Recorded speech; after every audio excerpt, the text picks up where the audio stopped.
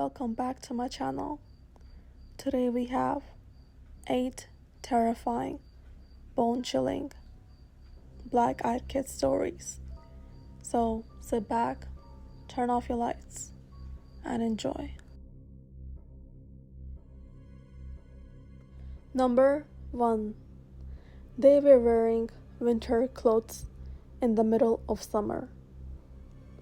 It's 11:30 at night, in the middle of June, and I'm in my house alone with my dog. I was sitting on my living room couch when I hear 2 knocks at the front door. My dog hopped up on the couch with me and started trembling. I startled and hesitantly walked to the front door. My door has 2 slim windows on each side of it, so I looked out through the right window and saw 2 kids. One looked really small, like he was 5, and the other kid looked at least 9. They were both wearing winter clothes. Keep in mind that it's the middle of June. I tried to look at their faces, but my porch light wasn't working for some reason. They were just staring at the door. I was staring at them for at least 20 seconds when they both looked at me through the window on the door. I run back to my couch and try to be as quiet as I can and don't make any noise. I hear 2 knocks again and hear, "Sir, let us in. Me and my brother are very hungry and tired." I was just about to scream because I have no idea how they know I am a man. I waited 10 seconds, then I hear, "Let us in. We have to call our mom." I waited about a minute, and I hear pounding on my window, and one of the kids say, "Let us in a demanding manner." It has been at least 2 minutes, and I think they are gone until I hear my backyard gate sling open. I then hear pounding on my back door. I run upstairs and lock myself in my bedroom with my dog. They kept pounding for at least half an hour.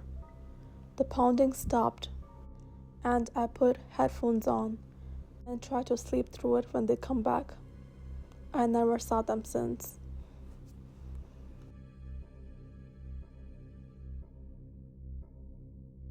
Number 2. They spoke like they were programmed in the 1950s.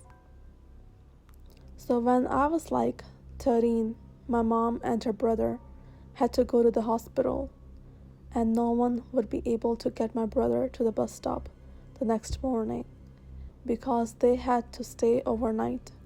So I got to miss school the next day to take my brother. After I made sure my brother got on the bus and stuff, I went home and cleaned and did random stuff a 13-year-old did. It was around 11:45 when there was a knock on my door. Thinking it was the mailman or a neighbor or something, I opened the door and said hello. There was this kid at my door. He couldn't have been much older than me at the time, but he had bangs that were covering his eyes, which I found weird because it was like 107 degrees out. So this kid was super still.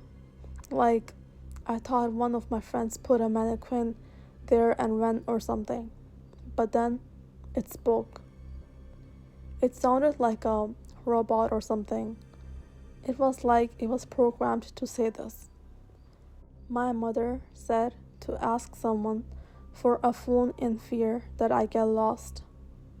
"Do you have a phone?" he said, like some 1950s kid. At this point, I was shitting my pants because 1. I'm a 13-year-old girl, and this older boy dressed like a burglar was at my door with half his face covered. 2. For some reason, I just couldn't look away. I felt like if I moved or said something other than yes, then I would explode. And 3.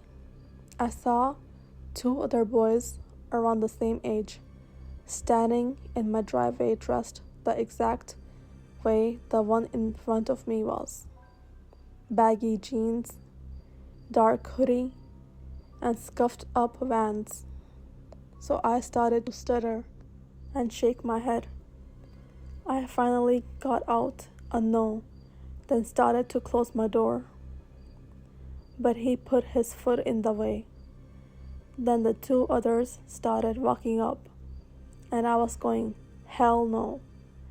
I grabbed the bat by the door and threatened him. If you don't leave right now, I will kick your ass, then call the cops. I shouted loud enough so at least one of my neighbors could hear, I hoped. Then the far right one said, in the exact same tone and voice as the first, I'm sorry to bother you. I will just come again later and ask. Just as I was about to close the door, the first one smiled and looked up, and there were black eyes. The other 2 looked the same, and I was like, nope, and slammed the door shut, then called my neighbor, who was this big 20-something-year-old dude. He ran over and looked for them all around my house, but he said they were gone.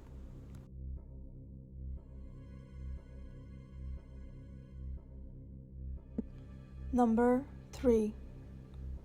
After researching black-eyed kids, one shows up at his door. I live in rural Vermont and am an author.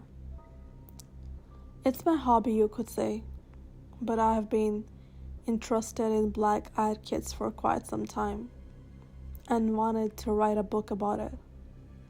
However, I have been doing research on BEKs for about a week now, and 2 nights ago, my wife and I were awoken by a knock on our front door at about 2:40 a.m. It was a pretty loud knock, not smashing, but just loud thuds in threes. I told my wife I will go downstairs and check it out. However, when I got close to the door, I had an odd sensation of fear come over me. It was a very strange feeling that I can't really explain. I hesitated for a moment, 10 seconds or so, but then I bucked up and opened the door, and to my surprise, it was just a kid. At first I thought it was the neighbor's kid who lives down the street, as he's around that age, 13 or 14. He had his head down and was wearing a dark gray hoodie on. I asked him, kind of angrily, what he wanted. He then continued to stand there and say nothing. I then raised my voice and said his name, and that's when he looked up at me. I don't believe I have ever felt fear like that before in my whole life. His eyes were completely black, not to mention his pale skin. I slammed the door in his face and locked the deadbolt. It was definitely not the neighbor's son. I then proceeded to run back upstairs right by my wife to get to the window to see if I could see him. But he was gone, just like that, gone.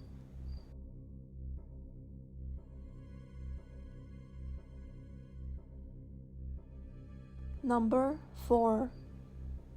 Young girl alone in park at night starts chasing group of friends. So me and my friend are walking around my neighborhood at night because we were really bored, and we passed this park that's in my neighborhood, and we heard singing. So we looked over at the park and saw a little girl all alone, sitting on a swing. She had long brown hair, a pink polka dot dress, and a red bow in her hair. We couldn't see her super well because the park wasn't super well lit. So we kept walking past the park because we felt this overwhelming fear when we saw her without any cause. But as we were walking, still looking at her, she turned her head and stopped singing. She was singing Ring Around the Rosie. Me and my friends, even more scared, were walking a bit faster at that point, but I felt drawn to her. Even though I had this overwhelming fear, I also felt like I should go to her, but I fought that, and I kept walking. She then stood up from the swing and started walking. When she walked out towards the street, which we were on the other side of, she went under the street light, and then I saw it. I made clear eye contact with her, and her eyes were pitch black. She then started to run towards us, which only my friend noticed because I was caught up in looking at her eyes. So my friend grabs my arm, pulls me, and yells, "Book it." So we start running as fast as we can down the street. And once we got to my porch and my mom came outside, we turned around and she was just gone. After that, I had sleep paralysis of her, just standing in my room staring at me with her dark, dark eyes. I had a dream about her and always felt some sort of presence around me, but I never actually saw her out there again. But anytime I'm outside at night, I always feel an extremely strong fear of seeing her again.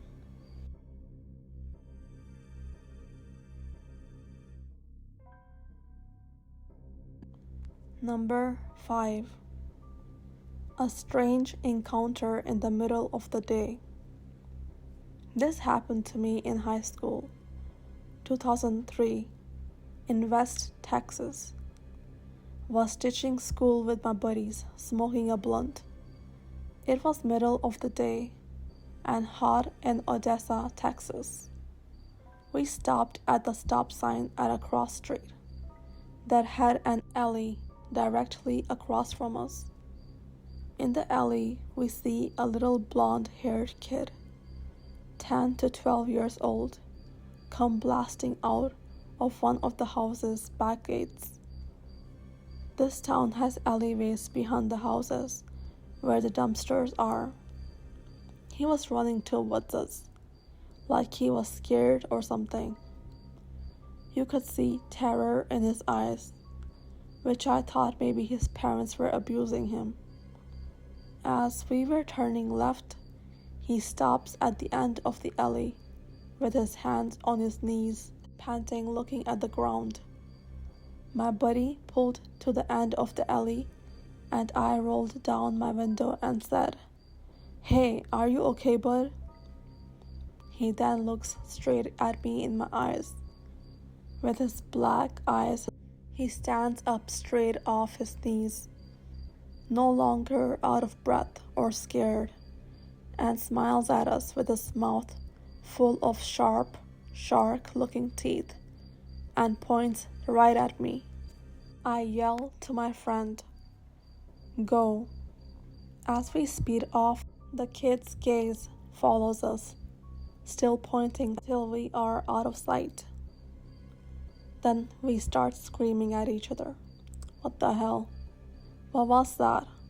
Did you see that too? I never heard of black-eyed kids, and found out years later when I remembered what happened, and I decided to Google it. I asked my friend through Facebook a year ago if he remembered the black-eyed kid. He said he did, but he doesn't believe in that stuff anymore. I mean, how are we going to share the same hallucination?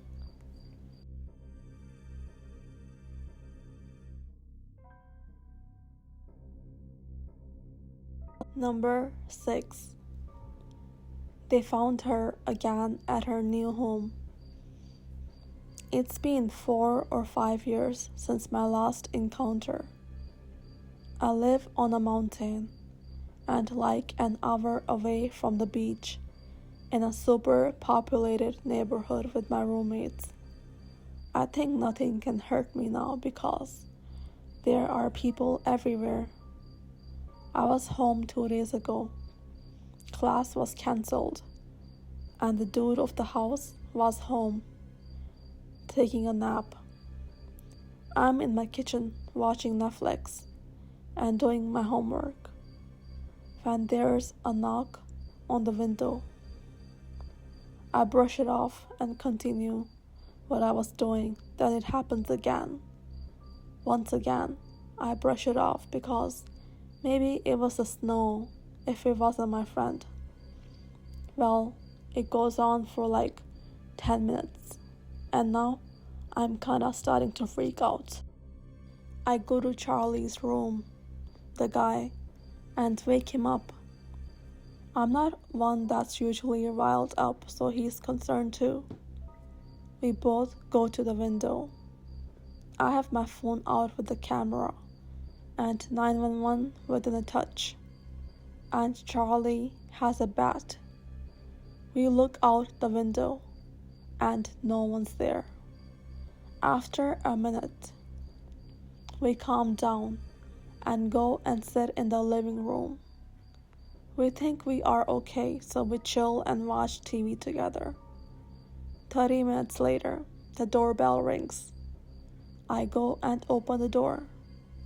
At first, I don't see anything. Then down on the bottom of the stairs of the apartment, I see 3 young boys dressed in black hoodies, jeans, and brown or black bangs. Charlie asked who it was, and I came to my senses and got a good look at the kids, then slammed the door shut behind me. I started bawling, and I mean sobbing. Charlie is freaking out because I don't cry. He ran to the door with the bat we have on the windowsill and looked outside. He saw them too. He started freaking out because he didn't know what to do. So he started yelling at them to leave. He then said they started smiling. He didn't know what they were. He thought they were normal kids that had scared me. He didn't see their eyes yet. I stopped yelling at him to get inside when I hear a bunch of footsteps running up the stairs, and Charlie screams and runs inside. He's telling me he saw their eyes and that they were black, and now we are both freaking out and grabbing kitchen knives. Eventually, we calm down and look outside again. No one's there, but we can see a group of kids pass the complex with 3 that we think are the black-eyed kids.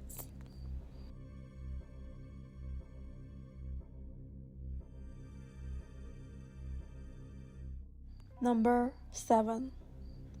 She knew right away something felt wrong about that boy. Some backstory. My mom and I are both firm believers in all things paranormal. We know the stories of black-eyed children very well. On Friday night, my mom got home late from work. She didn't get to our house until around 7:30 or so. After pulling up in front of our house, she noticed a kid walking down our street. Now, my neighborhood doesn't really have younger kids at all, mainly just us teenagers. So my mom found this kid walking kind of strange. She even says to my dad, who is on the phone with her, and he jokes about the kid jumping on her car to scare her. Then just as fast as he was in front of her and moving to her, he was gone down around the road and around the corner. 20 minutes go by before my mom hangs up the phone and steps out of the car. From behind her, she hears a very childlike, "Excuse me." After dropping her purse and screaming, she looks to the kid, who she notices is the same boy who had disappeared around the corner almost half an hour before. She then told us she had this overwhelming feeling of pure fear through her entire body. She stares this boy down and notes that she can't see his face at all because of his hood and shadows from the street lamp behind him, and he has no shoes. It's 8 p.m. on a Friday night, after a stay-at-home order was just put out, and there was a little boy running around barefoot in just shorts and hoodie. It was like he was trying to dress like a regular person, but just barely missed the mark. This boy with his head down asks my mom if she had seen another little boy and that he couldn't find him anywhere, meaning he was one of a pair. My mom, who has 3 kids and is one of the most genuinely kind people I know, had no urge whatsoever to help this child in front of her or had any kind of sympathy for his situation. She just felt wrong, like there was something off, and she needed to leave. In her head, only thought was that she needed to run up our porch steps and get inside. However, she tells this little boy, "No, I haven't, honey. Where did you lose him? I can help you look." It's like the children knew she thought something was off, though, because right at that second, another boy in the distance screamed.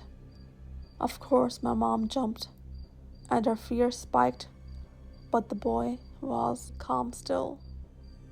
He looked at her in a monotone voice and said, "Oh, there he is," turned in the opposite direction, and ran up our street. Then he turned left, which was the wrong way of where the voice came.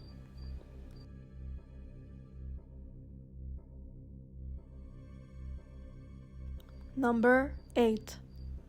Strange boy followed him off the subway and down an alley.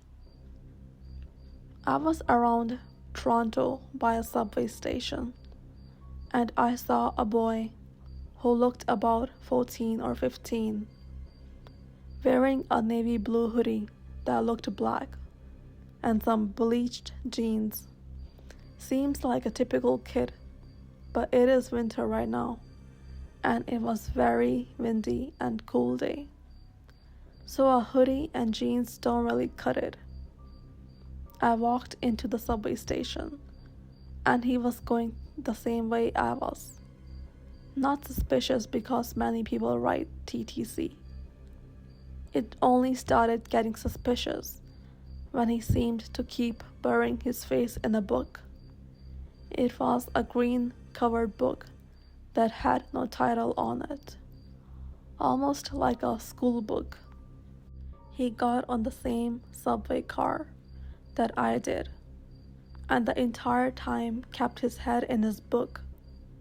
The subway car was relatively empty, maybe 4 or 5 people. When I got off of the subway, he did too. Still not really suspicious. The only strange thing is that he never let his head up from that book until finally we got out of the station. He closed his book and held it in his left arm. I walked to the store that I was going to. For about 3 more minutes, he followed me. Eventually, in an alleyway that was dark enough that I could not see faces, he lifted his pace. I was scared because we were alone. I thought maybe he wanted to be friends. So I stopped walking, and so did he. I said, "Yes." He only responded after a minute of silence and said, "Can I go home with you?" I answered with, "Sorry, but I'm not going home. I am going to the store. And also, I don't live here. I am going to a relative's house. My home is in the suburbs." He answered with, "Can I go there with you?" I simply said, "Why? Are you hurt? Are you homeless?" All he said was, "No, I just want to go." Then he approached me, and I noticed once my eyes adjusted that his eyes seemed dark. I thought maybe it was the shadows, but I'm a very nervous teen with anxiety. So I thought, well, might as well confirm my superstition. I turned my phone on for a second so that the light from it let me see his face. He quickly covered his face with his hands, but in the time that it was exposed, I saw dark eyes. He backed away nervously. I bolted for the store and he kept backing off.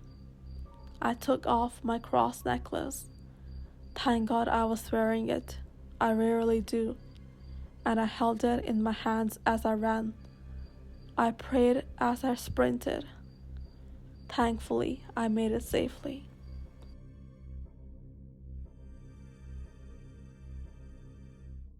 This is it for today's episode of the Witching Hour Wagon. Let us know in the comments below which one was your favorite. And if you liked the video, press that like button, share the video, subscribe to the channel to get more of these creepy stories. Also, if you have your own scary story, please send it to the email below. Thanks for tuning in. Be wary and take care, because something wicked is always on its way.